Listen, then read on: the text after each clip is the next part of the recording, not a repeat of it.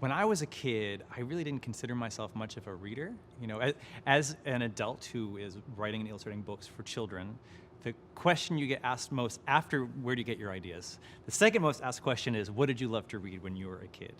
And I would always go back to answering that question with The Mouse and the Motorcycle by Beverly Cleary and Roald Dahl's James and the Giant Peach and James Howe's Bunnicula. And I would only mention those three books even after the Lunch Lady graphic novels were gaining in popularity. I would only go to those three books because when I was a kid, that's all that was considered real reading.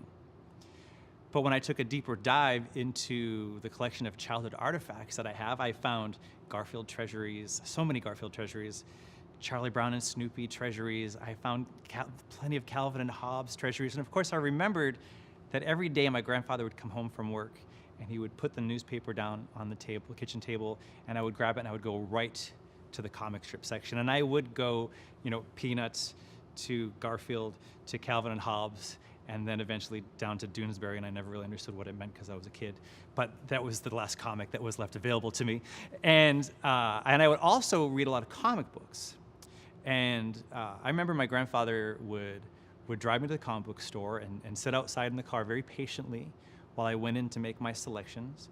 And I reflect on that, and I think about how selfless that was, because he didn't have his phone where he could look up things. He was just sitting there listening to his AM radio, waiting very patiently for me to come back with my stack of comics.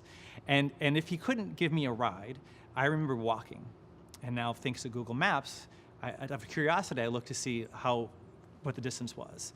And I was walking 1.5 miles each way to get the latest comic book. I needed to know what happened to the X-Men Gold Team versus Blue Team. I needed to know what happened to Batman and this new Robin that he was training. And yet, at the time, I didn't consider myself an avid reader, but I was walking 3 miles to get reading material. And in the snow, not uphill both ways, but in the snow sometimes. I grew up in Massachusetts, so.